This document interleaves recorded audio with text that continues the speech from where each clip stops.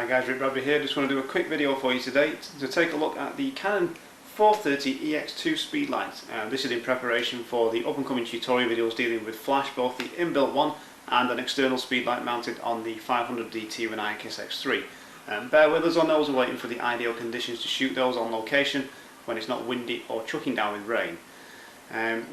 So before we have a closer look at this speedlight, I would just like to point you towards the t-shirt that I'm wearing. Shameless plug here, okay. You can get these t-shirts on IIphoto.com. We have a store up there now, and the top right hand side of the menu, t-shirts, where you can purchase various different designs. We've put that up on IIphoto to give something back to the community as well, and any t-shirts which are sold also help us towards the hosting and so forth, but please understand there's no obligation.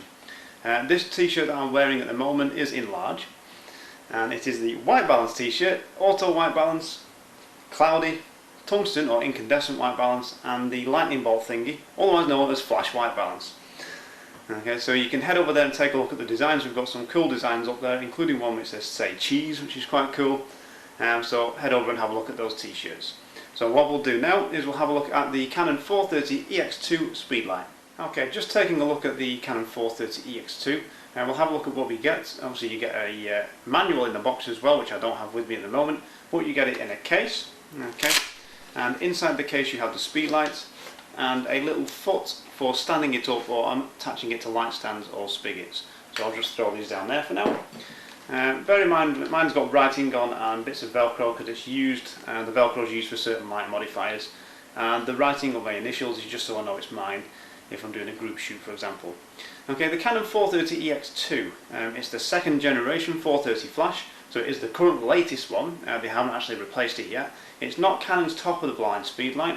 The top of the line one is the 580EX2 at the moment, well, that's a very expensive flash. It has a guide number of 43, okay, and that's just in relation to its maximum output at a certain distance and range. And the guide numbers are measured when the flash head is zoomed to 105mm, so it's telephoto zoom, and on full power. Okay, and it's 43 meters, I believe, the distance that it will work. Or was it feet? It's feet. Feet. Okay, 43 feet. Thank you, Mark. Okay. Now, you may well notice on the head on the 430EX II, you can actually articulate it to bounce it off walls or ceilings, like so, which is quite handy. Not all speedlights will allow you to do that. Okay. It also has a wide panel. By default, it's zoomed to 24mm on the reflector inside of the head, and that's how wide the spread of light is. As you pull that out, the wide panel is now 14mm. That will use up some amount of light. You'll lose about a stop when you use that. Okay, it's a fully ETTL flash, so it works through the lens metering, so it's automatic flash exposure. Okay, and it can also be used as a full manual flash as well. With it being a ETTL based flash, it can be used with off-camera wireless controllers such as Canon's STE2 or a 580EX or EX2 as a master, or inbuilt flash controllers on the Canon 60D or 7D as well to control that as a slave. So it's a very, very good flash unit. They are quite pricey as they go, around £200, but they're well built. This has survived a couple of falls off very, very high light stands, and it's still working so far, although I have lost a little black cover there. War wounds. Okay, but overall I've been very, very happy with this. So what we'll do, we'll take a closer look now at some of the buttons and features on the speedlight for you. Okay, so we'll take a quick look now at the 430EX II Speedlite, just to look around the actual body of it. You will notice that it has a metal foot, which is nice because it's a lot stronger than the speedlights with plastic ones. At the base of it here you can see that it has a locking mechanism which will lock the speedlight onto either a wireless trigger, a light stand or umbrella bracket, or of course your camera, should you mount it on top. Now, looking around the side of the body, or side of the speedlight first, we have here the battery door, okay, which takes 4 AA batteries. It's got a graphic there which tells you which way up that they go. Now, the batteries which I'm using at the moment are Sanyo Eneloops. They're a great rechargeable battery, hold the charge really well, and you get nice fast recycling times. So it's well worth investing in rechargeables and a charger once you start using speedlights. Looking around the side here, that's the release, so we can actually angle the head of the flash like so, or articulate it. and on the other side, this usually has a little black cover on. I've lost mine due to it falling 13 foot off a light stand, so God knows where that went. But it's just literally to mount a bracket should you want to get the camera, the flash off camera at any point. Canon do make brackets. I've never used them, I probably never will, to be honest with you, because I'll probably just handhold it if I do that with a TTL cord. Looking at the front of the Speedlite, that's the autofocus assist beam, okay, as well as the sensor once the Speedlite is working in slave mode. That's the actual flash head there. Some little plastic diffuser, if you like, or reflector. There is a reflector inside there, and the flash head will zoom in or out depending on your settings. The wide panel that you saw at the start of the video is there and just simply pulls down. Do be fairly careful when you're using that. Don't be too rough, because you know, it will break, or if it gets dropped or caught whilst that's out, it may well snap. Okay. Looking around the back of the Speedlite, we can see that's the name of it on top there. You may be able to see, or hopefully you can do. It would be nice if they were a different colour, but there's figures there: 45, 60, 75, and that's the degree that you have the head tilted up when you're bouncing flash. We have an LCD panel on the back as well.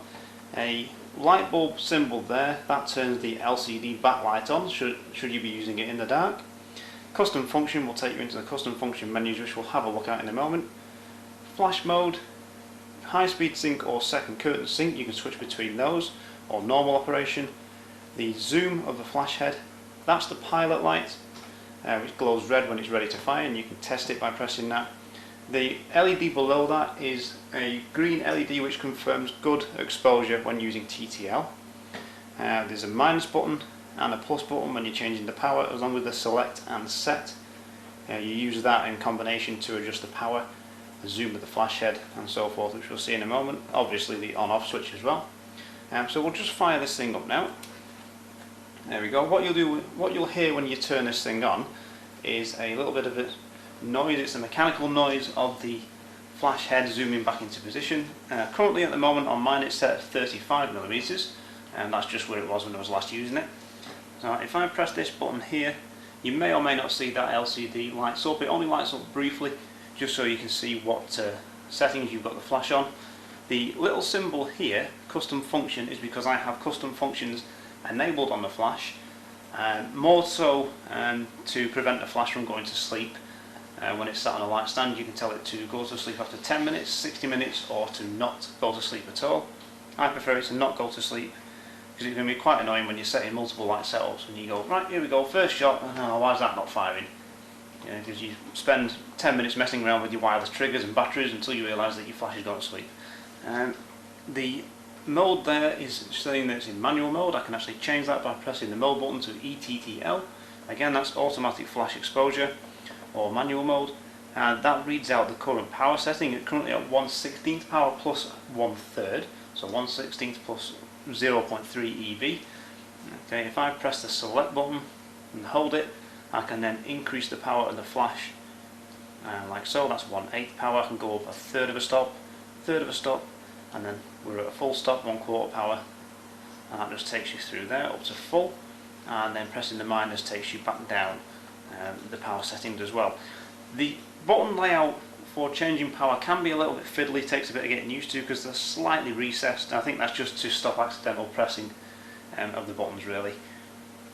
You just need to get used to the feel of those when you've got the thing stuck in a softbox and you're doing it blind. The next button along is for high speed sync. Okay, so high speed sync is for using higher shutter speeds than your sync speed with your flash. Although that does reduce power because the flash has got to send out multiple strobes to make a good exposure, or to fill the frame with light. So high speed sync symbol there, a little lightning bolt with a H, or we can go second curtain sync, which is the 3 arrows with one solid black arrow there. That means that the flash will fire at the end of the exposure instead of at the beginning, to create effects of someone moving very, very fast through the frame. I'm not going to go into too much detail on those, but that's how you change those modes. The flash zoom button, okay, now you can see the zoom function flashing there. I can now use these buttons to change it to 50, 70, 80 or 105mm. The Speedlite will zoom alongside with the lens that you're using, or if you're using a telephoto lens on your camera, you can change the mode so it will automatically zoom to the appropriate focal length lens that you are shooting with. And it does also take into effect the crop sensor, or the crop effect of your APS-C sensor DSLR, so it knows when you're shooting full frame or crop basically. Okay, and that's just a basic introduction to the layout of the Speedlite. What we'll do in the next section is we'll have a quick look at some of the custom functions and some of the ones which I have set and the reasons why. The reason why I'm going to do it in the next section is because I need to have a quick look at the manual myself, because the custom functions aren't named when you look through them on the Speedlite. They've just got numbers, and I don't know anyone that can remember what they all are, so we'll have a look at those now. Okay, so what we'll do, we'll have a look at the custom functions on the 430EX2. As you can see from the instruction manual here, or the page that's showing, it is just a big list of numbers, or custom function numbers with a value of 1 or 0 to determine what, or how that custom function is set. So there's no real name correlation when you're looking through them on the Speedlite. So if we press and hold the CFN button on the back of the Speedlite, it will go into the custom functions menu, and you can see in the back here, custom function number 0 is set to 0, which is distance indicator displayed in meters or feet. That's basically your subject distance. Okay, as we go through the next one, custom function 1 is set to 1, which means the auto power off feature is disabled to stop the thing from going to sleep. Custom function number 2 is the modelling flash. Ridiculous feature, because basically what it means is when you press either the pilot button on the flash or the depth of field preview button on your camera, depending on how you have this custom function set, it strobes the Speedlite so you can see where the light's going to fall. It's very, very annoying, very uncomfortable for your subjects if you're taking portraits. If you're taking pictures of pets or animals, they're likely to run away, and either that or you're going to give them an epileptic fit. So generally I don't bother using it. Currently mine is custom function number 2 set to 0, so it's only enabled on the depth of field preview button at the moment, so I'm actually going to change that. So I'll press and hold the select or set button, and I'm going to change that to value 3, which is then disabled, because I'm never going to use it.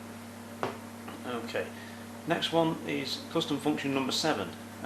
You might be wondering where the hell did number 3 go. That's just how they're numbered.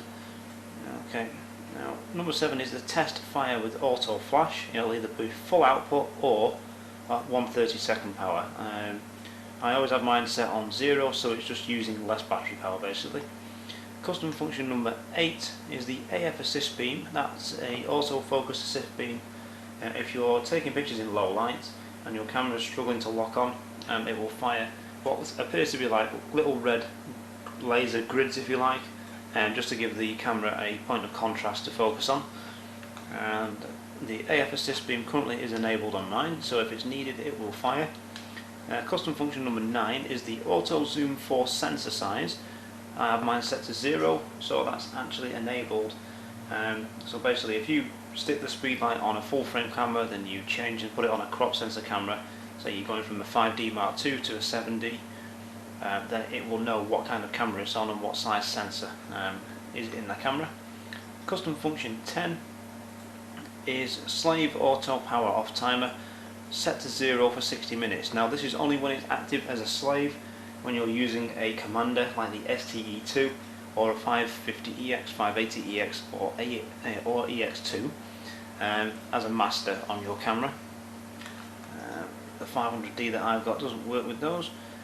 Now custom function number 11,